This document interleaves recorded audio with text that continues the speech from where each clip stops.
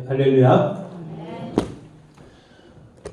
오늘 찬양이 시편 23편입니다. 오늘 우리가 함께 읽은 말씀도 시편 23편입니다. 시편 23편은 우리가 아는 것처럼 많은 사람들이 좋아하고 애송하는 시가 아닐 수 없습니다. 우리가 시편 24편을 우리가 묵상하면 묵상할수록 우리는 하나님의 풍성한 은혜를 깨닫게 되죠. 그런데 모든 사람들이 시편 23편 말씀을 읽고 묵상하는 것은 아닙니다. 예수님께서는 나는 선한 목자라고 말씀하세요. 요한복음 10장 11절에 보면 나는 선한 목자라 선한 목자는 양들을 위하여 목숨을 버리거니와. 왜 예수님께서 선한 목자가 되시는가? 양들을 위해서 기꺼이 자신의 생명을 내어주시기 때문에 예수님은 우리의 선한 목자가 되십니다. 실제로 예수님은 십자가에서 우리를 위해서 당신의 생명을 아낌없이 내어주셨어요. 제9시쯤 되었을 때 예수님이 십자가에서 크게 소리를 지르시며 엘리 엘리 라마 사박다니라고 외치세요. 이 말의 뜻은 우리가 아는 것처럼 나의 하나님 어찌하여 나를 버리셨나이까? 바로 그 뜻이죠. 그런데 여러분, 예수님께서 외치셨던 이 말씀은 이미 시편 22편에 나오는 말씀입니다. 예수님은 십자가 위에서 시편 22편의 말씀을 암송하셨는데 흔히 시편 22편의 말씀은 예수 그리스도의 십자가에 관한 시로 알려져 있어요. 예수님은 십자가의 죽음 앞에서 시편 22편의 말씀을 기억하셨던 겁니다. 이 시편의 말씀은요, 하나님의 아들이 이 땅에서 하셔야 할 일이 무엇인지를 우리에게 기록해주고 있습니다. 그리고 난 다음에 시편 23편의 말씀이 이어지는 거예요. 그렇기 때문에 여러분, 예수님의 십자가를 아는 사람들만이 하나님께서 우리의 목자가 되어주심을 믿고 고백할 수 있다는 말입니다. 하나님께 버림을 받으시면서까지 십자가를 지셨던 예수님의 공로로 인해서 우리는 참 생명을 얻게 되었고 하나님의 백성이 된 것 아닙니까? 그런 의미에서 여러분, 예수님으로 인해서 구원의 은혜를 맛보는 사람, 그 은혜를 아는 사람만이 여호와는 나의 목자시라 고백할 수 있다는 사실입니다. 그러므로 여러분, 여호와는 나의 목자라고 하는 이 고백은요, 결코 가볍게 내뱉을 수 있는 고백이 아닙니다. 예수님의 십자가를 아는 사람만이 할 수 있는 고백인 거예요. 나를 위해서 예수님께서 자기 목숨을 버리셨구나. 그래서 그분만이 우리의 선한 목자가 되시는구나. 그걸 깨닫는 사람만이 예수님이 나의 목자가 되시고 하나님이 우리의 목자가 되어주심을 믿고 고백하게 되는 겁니다. 여러분, 성경은 단순히 우리에게 감동을 주시기 위해서 기록된 말씀이 아닙니다. 우리는 성경이 증거하는 하나님을 알고 만나고 경험하고 체험해야 됩니다. 성경은 우리에게 분명히 말씀하시죠. 여호와의 선하심을 맛보아 알지어다. 그런 의미에서 여러분, 다윗의 하나님은 우리의 하나님이 되어주셔야 됩니다. 다윗의 목자가 되어주신 하나님은 바로 이 자리는 우리 모두의 목자가 되어주심을 우리 분명하게 믿습니다. 그러므로 우리는 갈망해야죠. 다윗의 목자이신 하나님께서 오늘 나의 목자가 되어주심을 믿고 온전히 우리 주님을 더욱더 믿고 신뢰하며 그분을 갈망하게 되는 우리 모두가 되기를 주님의 이름으로 축원을 드립니다. 저는 세 가지를 여러분들과 함께 나누고자 합니다. 오늘 말씀 우리가 다시 읽어보면 여호와는 나의 목자시니 내게 부족함이 없으리로다. 다윗은요, 여호와는 나의 목자라고 고백을 해요. 근데 여호와라고 한 이 말은요, 이스라엘 백성들 함부로 부를 수 있는 이름이 아닙니다. 함부로 입에 올릴 수 있는 그런 이름이 아니란 말이에요. 하나님은 거룩하신 분이기 때문에 인간이 함부로 대할 수 있는 그런 분이 절대로 아닙니다. 그래서 당시 이스라엘 백성들은요, 여호와라고 한 이름 대신에 아도니아라고 말을 대신 사용하게 되었는데 이 아도니아란 말은 주님이란 뜻입니다. 그런데 여러분, 바로 이 하나님의 이름을 잃어버렸어요. 하나님을 야훼라고 부르지 않고 그들이 주님으로 부르다 보니까 세월이 지나고 나니까 야훼 이름을 잃어버린 거예요. 그래서 훗날 19세기 독일의 학자들이 야훼라고 하는 이름, 히브리 글자 밑에 아도나이를 나타내는 그 몸을 넣었는데 그 단어가 바로 뭐냐면 바로 여호와입니다. 그런 의미에서 여호와라고 하는 이름은요, 사실 야훼라고 하는 이름의 다름 아닙니다. 자, 여러분, 이스라엘 백성들이 여호와라고 하는 이름을 대할 때 얼마나 그들이 경외하는 마음을 담았냐면 특히 서기관들이 성경을 기록할 때가 있지 않습니까? 성경을 필사할 때 여호와라고 하는 단어가 나오면 바로 그 단어를 적지 않고 다음날 적습니다. 그것도 목욕으로 몸을 깨끗하게 단장하고 난 다음에 조심스럽게 적어요. 그리고 여호와라고 한 단어 한마디를 적고 난 다음에 그 펜은 다시 사용하지 못하도록 꺾어버려요. 그리고 여호와라는 단어를 적은 다음에는요, 더 이상 필사를 하지 않고 그날은 쉽니다. 그 다음날 이어서 필사를 이어갔던 거죠. 그만큼 여호와의 이름은 함부로 부를 수 있는 이름이 아니라는 거예요. 그들은 여호와의 하나님의 이름에 대해서조차도 아주 깊은 경외심을 가지고 대했다는 사실이죠. 그런데 여러분, 다윗은 담대하게 여호와는 나의 목자라고 부르고 있습니다. 사실 이스라엘 백성들은 그 조상대로부터 양을 쳐왔어요. 그래서 성경에는 농사에 대한 이야기보다는 양에 대한 이야기가 훨씬 많이 나오고 있는 겁니다. 그들이 애굽으로 내려갈 때에도 양을 데려갔어요. 그리고 애굽에서도 그들은 바로의 양을 치며 살지 않았습니까? 그리고 출애굽한 때에도 그들은요, 양을 데리고 함께 출애굽을 합니다. 그리고 가나안 땅에 이르기까지 광야 생활을 무려 40년 동안이나 했는데도 불구하고 그 광야 생활 40년 동안 그들은 양을 치며 살았어요. 양은요, 광야나 산악지대에 잘 적응하는 동물이라고 그럽니다. 그래서 이스라엘이라고 하는 나라는 어쩌면 지형학적으로 양을 치기에 가장 적합한 그런 지역이었는지도 모릅니다. 또한 성경에는 목자들의 이야기가 참 많이 나와요. 우리가 아는 것처럼 아브라함과 이삭, 야곱과 같은 이스라엘 족장들이 한결같이 무슨 일을 했습니까? 양을 치며 살았던 거죠. 오늘 본문에 나오는 다윗도 양을 칠 목자였습니다. 우리가 아는 선지자 아모스 역시 하나님의 선지자로 부름받기 전에는 양을 치는 목자였어요. 또한 예수님께서 오실 때 천사들로부터 기쁜 소식을 듣고 제일 먼저 아기 예수를 찾아와 경배했던 사람들은 베들레헴에서 양을 치던 목자들이었습니다. 그뿐만이 아닙니다. 성경에는 양을 소재로 한 비유의 말씀도 참 많이 나옵니다. 그러므로 여러분, 실제로 다윗의 경우를 들지 않더라도 하나님과 이스라엘의 관계를 가장 분명하고 생생하게 나타나는 은유가 있다면 그것은 바로 목자와 양의 관계입니다. 여러분, 그러면서 다윗은 자신의 목동의 경험을 바탕으로 해서 여호와는 나의 목자라고 고백을 해요. 그런데 엄밀히 말하면요, 다윗이 하나님을 자기 목자로 삼은 것이 아니라 하나님께서 다윗의 목자가 되어주신 거예요. 그런 의미에서 다윗이 여호와는 나의 목자라고 하는 이 고백은요, 하나님께서 나 같은 양과 같은 바로 자신을 위해서 친히 목자가 되어주심에 대한 고백의 다름 아닐 겁니다. 여러분, 다윗이 어느 날 하나님의 성전을 지어드리겠다 이런 마음을 갖게 되죠. 그런데 하나님은 오히려 다윗과 그의 집을 영원히 견고하게 세워주시겠다고 약속을 하세요.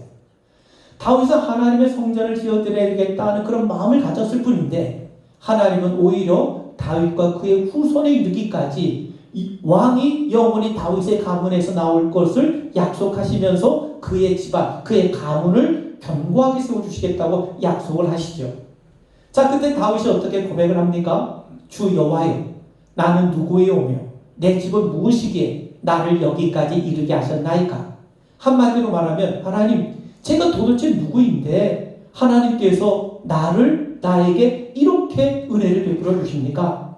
달리 오늘 본문에 적용해서 말씀을 드리면 하나님, 저는 정말 하나님 앞에 양처럼 보잘것없는 존재인데 어떻게 저에게 이와 같이 좋은 목자가 되어주십니까? 바로 그거죠. 어떻게 하나님께서 저와 같은 존재에게 이렇게 엄청난 은혜를 베풀어 주십니까? 바로 그겁니다. 다윗은요, 양을 치면서 양에게 목자는 어떤 존재인가 하는 것을 몸으로 체득해 왔습니다. 그런데 하나님께서 목자처럼 자신을 돌보시고 자신을 인도해 주신 것을 깨달은 거예요. 자기는 양처럼 하나님께서 친히 자신을 위해서 목자가 되어주신 것에 대해서 다윗은 감격했던 것이죠. 여러분, 하나님은 목자십니다. 또한 예수님께서도 나는 선한 목자라고 분명히 말씀하세요. 그런데 이스라엘 사회에서 목자는요, 사람들이 기피하는 아주 천한 직업이었습니다. 목자라고 하는 일이 너무나도 힘들고 고달팠기 때문이죠. 그리고 신분적으로요, 목자들은 당시 재판에서도 증인으로 채택이 되지 않을 정도로 증인으로도 인정받지 못할 만큼 천한 사람으로 분류가 됐습니다. 그렇다면 여러분, 목자가 한 일이 뭡니까? 양을 지키는 거예요. 그러기 위해서 늘 양과 함께 있어야 하고 밤에도 양을 떠날 수가 없어요. 물론 양을 우리에 가둬두면 편하게 잠을 잘 수 있을지 모르겠습니다만 이스라엘의 지역적인 특성상 양들과 함께 밤을 지새워야 할 때가 너무나도 많았던 겁니다. 여러분, 우리가 아는 것처럼 천사들이 예수님의 탄생 소식을 전해요. 그때 목자들이 뭐하고 있었습니까? 밖에서 밤에 양떼를 지키고 있었다는 겁니다. 사무엘이 이스라엘의 새 왕을 세우기 위해서 이새의 집에 찾아왔을 때 다윗이 뭐 했습니까? 그는 밖에서 양떼들을 돌보고 있었어요. 왜 그렇습니까? 맹수들 때문에 그럽니다. 맹수들이 낮에는 양을 노립니까? 밤에는 노리지 않습니까? 그렇지 않죠. 그래서 목자는 양의 곁을 떠날 수가 없었던 겁니다. 그래서 목자는 밤에 잠을 잘 때에도 한쪽 눈만 감고 잔다는 말이 있을 정도입니다. 여러분, 20년간 외삼촌 라반의 집에서 양을 졌던 야곱이 그가 뭐라고 고백을 합니까? 창세기 31장 40절에 보면 내가 이와 같이 낮에는 더위와 밤에는 추위를 무릅쓰고 눈붙일 겨를도 없이 지냈나이다. 아침 따지건 밤이건 눈을 붙일 겨를 없이 이 야곱이 지냈다는 거예요. 자, 여러분, 양을 돌보는 일은 결코 쉽지 않습니다.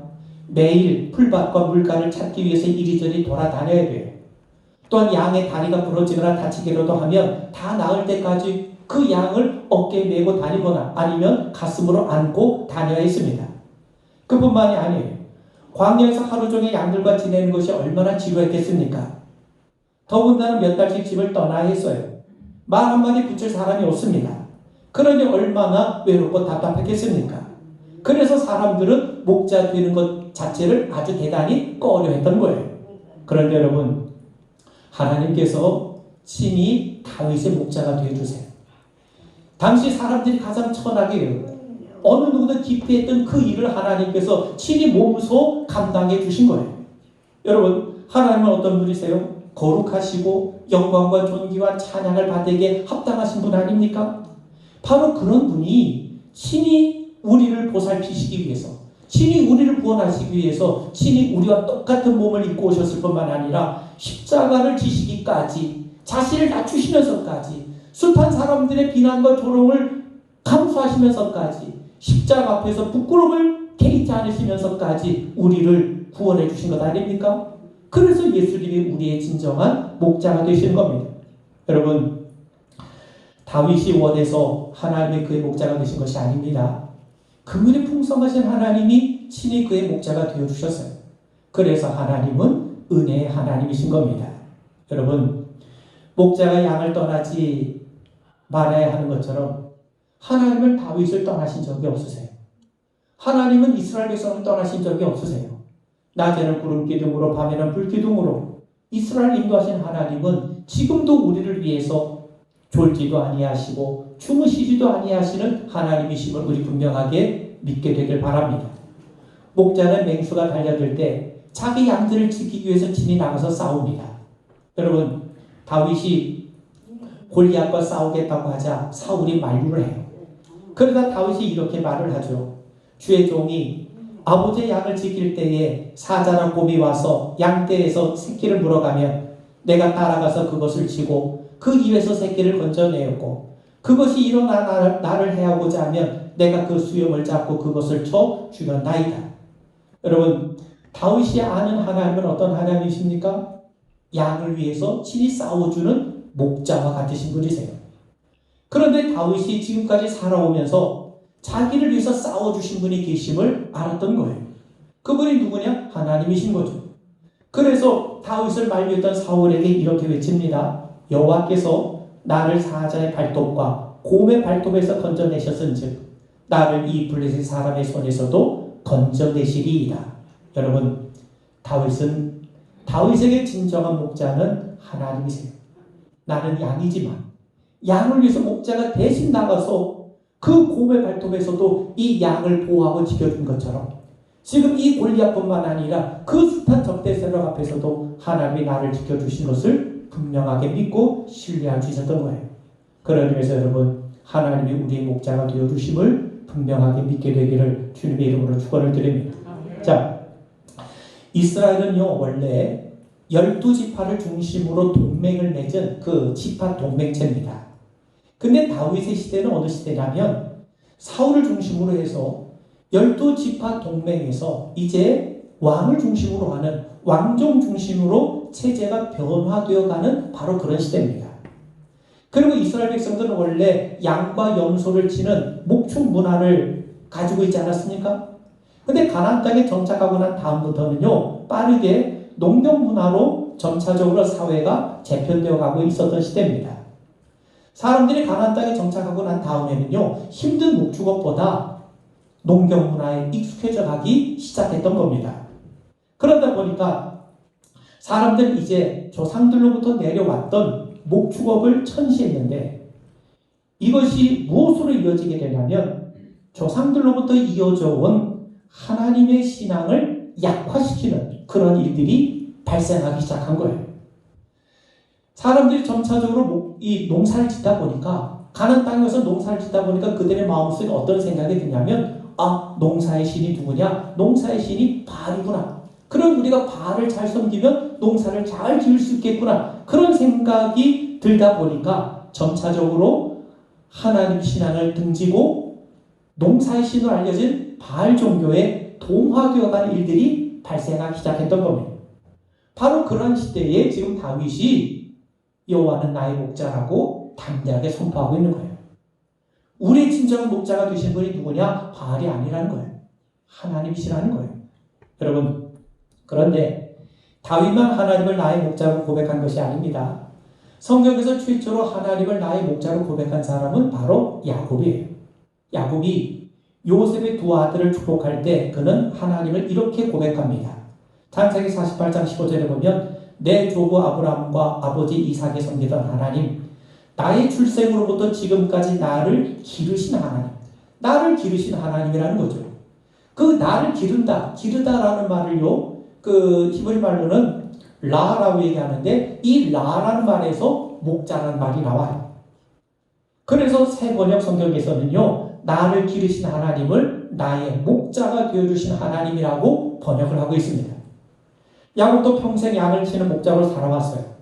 그리고 애굽은 우리가 아는 것처럼 양을 치는 목자를 아주 천시 여기는 그런 나라입니다.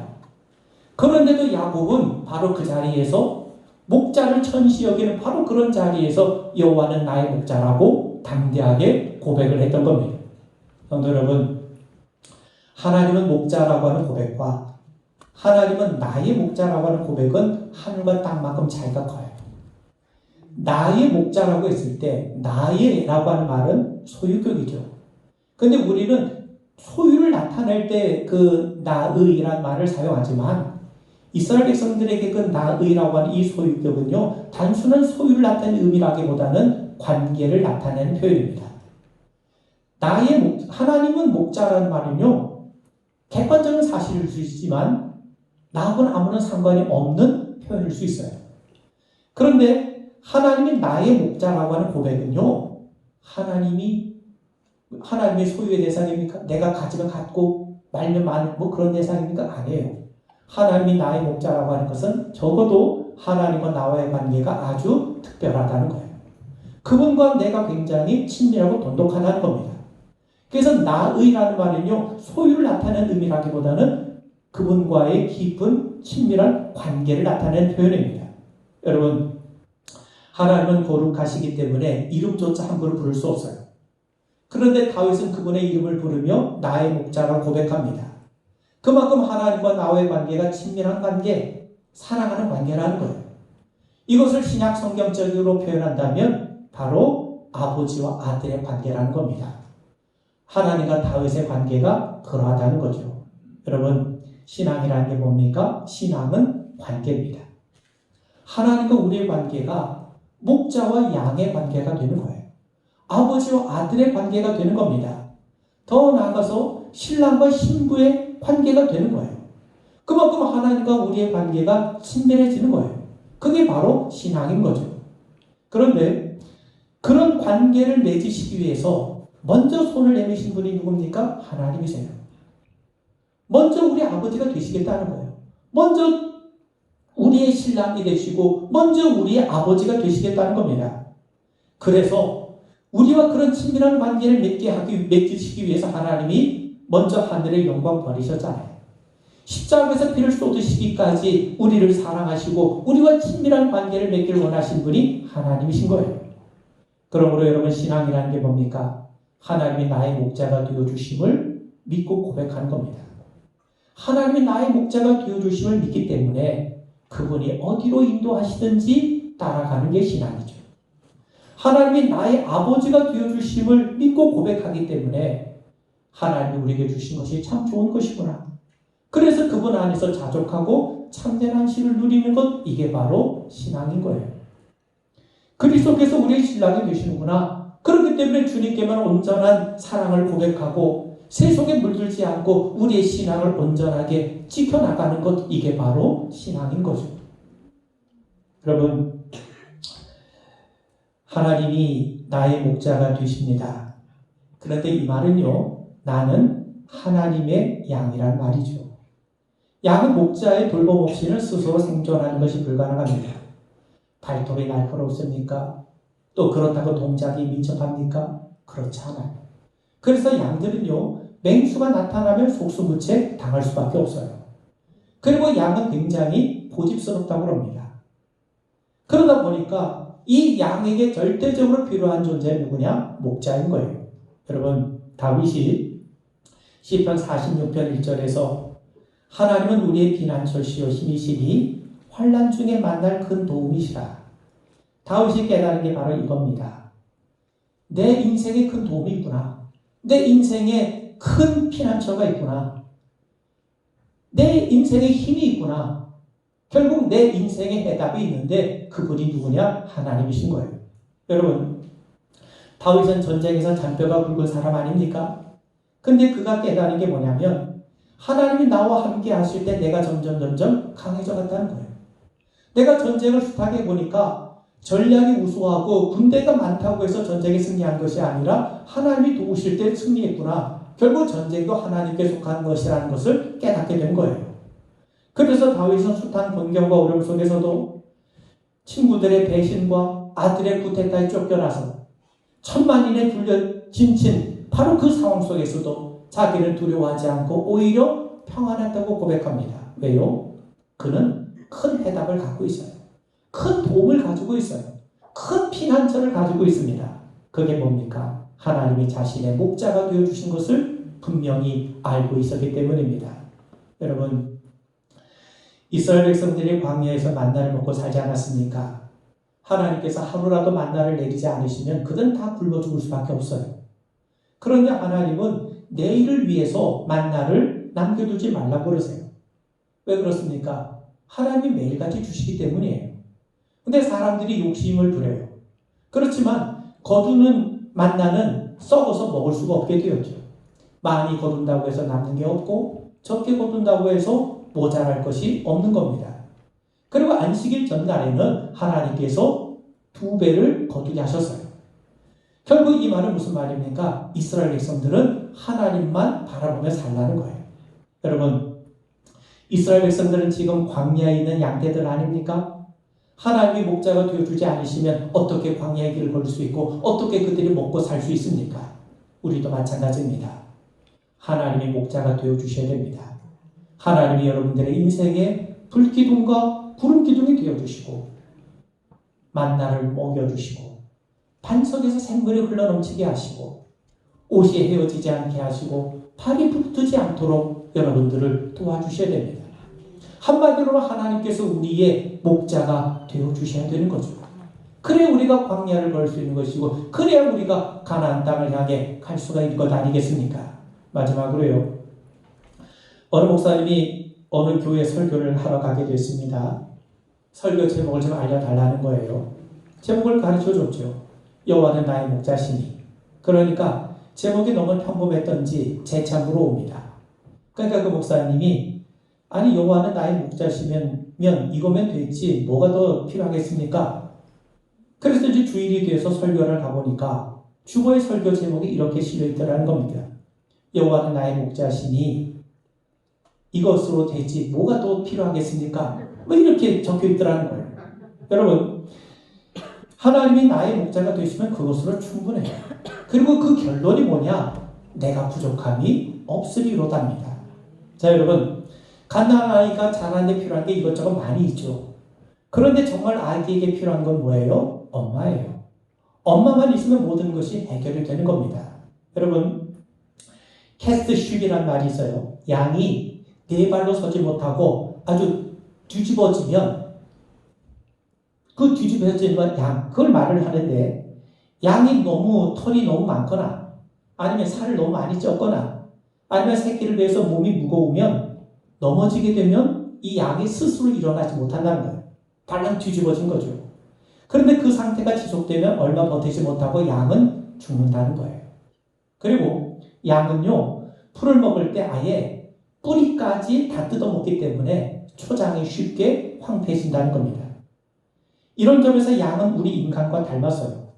우리 인간은 스스로 행복을 찾고 구원을 이룰 수 있다고 여기지만 하나님만이 뒤집혀진 우리들을 온전하게 세우실 수 있다는 것을 모릅니다. 또 우리 인간은요, 눈앞에 보이는 이익과 쾌락을 쫓아 살다가 결국 자기도 망하고 주변까지도 망가뜨린다는 것을 모르고 있어요. 양이 스스로 일어날 수 있습니까? 양이 스스로 푸른 초장 쉴만한 물가를 찾을 수 있습니까? 그럴 수 없죠. 그런데 목자가 있으면 해결이 되는 겁니다. 그런 의미에서 여러분, 여호와는 나의 목자시니 내게 부족함이 없다고 하는 이 고백은요, 신약 성경적인 표현으로 말한다면 너희는 먼저 그의 나라와 그 의를 구하라. 그리하면 이 모든 것을 너희에게 더하시리라는 말씀과 같은 겁니다.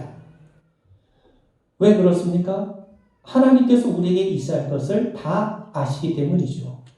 그래서 하나님 나라와 의를 구하며 사는 사람, 그리고 여호와를 나의 목자로 삼고 사는 사람, 그런 사람들이야말로 가장 복된 사람인 거죠. 그런데 여러분, 오늘 우리가 읽은 이 성경 본문에 보시면 여호와는 나의 목자시니 내게 부족함이 없으리로다 라고 말씀해요. 그런데 내게 부족함이 없으리로다가 아니라 내가 부족함이 없으리로다가 더 정확한 번역입니다. 왜요? 내가 부족함이 없는 근거가 뭐예요? 하나님이 목자가 되어주시기 때문이에요. 자, 여러분, 만약 네 개가 강조가 되면 하나님은 내게 만족을 주는 여러 대상 중에 하나가 됩니다. 아이가 자라면요, 아이가 필요로 하는 거는요, 사실 초콜릿도 필요할 때가 있고 사탕도 필요할 때가 있고 이것저것 다 필요할 때가 있지 않습니까? 그런데 아이에게 정말 필요한 건 사탕이 없어도 돼요. 과자가 없어도 돼요. 엄마가 있으면 그 아이는 충분히 잘 자랄 수가 있는 거예요. 마찬가지입니다. 네 개가 강조가 되면 하나님은 내게 만족을 주는 여러 대상 중에 하나로 전락이 되는 겁니다. 이것을 우상숭배라고 얘기를 하는 거예요. 하나님이 주시는 것보다 내가 앞서게 되면 하나님보다 자신을 앞세우는 게 우상숭배 아닙니까? 그러므로 여러분, 내가 부족함이 없다는 말은요, 내가 모든 걸 가졌기 때문에 부족한 것이 없다는 것이 아니라 하나님이 내 곁에 계신 것만으로도 나는 충분하다는 겁니다. 여러분, 이스라엘 백성들이 출애굽했을 때 앞에는 홍해가 있어요. 뒤에는 애굽의 군대가 쳐들어옵니다. 그러자 이스라엘 백성들이 아니 애굽에 매장지가 없어서 우리를 광야로 끌러와서 죽게 하느냐 그러면서 난리법석을 쳐요. 이제 이스라엘이 신광야에 도착을 합니다. 그러자 먹을 게 없죠. 애굽에서 파와 마늘, 고기와 부추를 먹었는데 광야에서 먹을 것이 없다고 불평을 들어놓습니다. 이제 이스라엘 신광야 르피딤에 이르게 됩니다. 거기는 물이 없다고 난리법석을 쳐요. 그들이 원했던 것은 떡과 물이었습니다. 자신들이 원하는 것이 없다고 불평하고 원망했던 거예요. 왜 그렇습니까? 자기들이 떡과 물로 사는 줄 알아요. 그 자리에 하나님이 계시다는 것을 보지 못했기 때문이죠. 여러분, 신앙이라는 게 뭡니까? 신앙은요, 물질의 가치를 추구하는 것이 아니라 하나님을 추구하는 것 아닙니까? 여러분, 배가 없어요. 홍해는 있는데 타고 갈 배가 없고 뗏목이 없어요. 그런데 하나님이 계시니까 홍해가 갈라지지 않았습니까? 광야에 먹을 것이 없어요. 근데 하나님이 계시니까 만나가 내리지 않았습니까? 쉬는 물이 없어요. 그런데 하나님이 계시니까 반석에서 샘물이 흘러넘치지 않았습니까? 그래서 하나님이 계시는 것, 하나님이 나의 목자가 되시는 것, 그것만으로 우리는 충분하다 고백할 수가 있게 되는 거예요. 그러면서 여러분, 하나님이 나의 목자이심을 믿지 못하면 절대로 시편 23편을 이해할 수가 없어요. 예수님의 말씀처럼 무엇을 먹을까 입을까 마실까 구하면 절대로 하나님 나라를 구할 수가 없어요. 그런데 하나님 나라와 의를 구하면 그 결론이 뭐냐? 이 모든 것을 너희에게 더하시리랍니다. 하나님이 나의 목자가 되시면 그 결론이 뭡니까? 내가 부족함이 없으리로다 이거예요. 교회 학교 교사가 아이들에게 시편 23편을 외워오도록 했어요. 다음 주일이 되니까 아이들은 자신있게 시편 23편을 외울 수 있다고 손을 들어요. 그런데 한 아이만큼은 손을 들었다 놨다 그러는 거예요. 외우게 됐는데 자신이 없었던 거죠. 그래서 교사가 다 외우지 못해도 좋으니까 한번 외워보라고. 그래서 아이가 외우기 시작했습니다. 하나님의 나의 목자가 되어주신 것, 그것이 내가 원하는 전부입니다. 이렇게 말을 하더라는 겁니다. 아이는 외우지 못했지만 누구보다도 시편 23편을 정확하게 알고 있었던 겁니다. 양은요, 목자만 있으면 그것으로 충분합니다. 목자가 채워주고 돌봐주고 인도해주기 때문이죠. 하나님이 나의 목자가 되실 때 그 결론은 내가 부족함이 없답니다. 하나님만으로 충분하다는 말이죠. 바울의 고백에 따르면 나의 나 된 것은 하나님의 은혜라는 것이죠. 여러분, 하나님을 알면 알수록 하나님은 너무 좋으신 분이세요. 가까이 하면 가까이 할수록 더 가까이 하고 싶으신 분이십니다. 하나님도 그러하세요. 그래서 다윗은 여호와는 나의 목자시니 내가 부족함이 없다고 고백하는 겁니다. 그리고 하나님을 나의 목자로 고백할 수 있는 사람, 그 사람이 참으로 복된 사람이라고 성경은 우리에게 말씀하고 있는 겁니다. 하나님을 나의 목자로 섬기며 우리 주님 안에서 기뻐할 수 있는 우리 모두가 되기를 주의 이름으로 축원을 드립니다. 기도하겠습니다.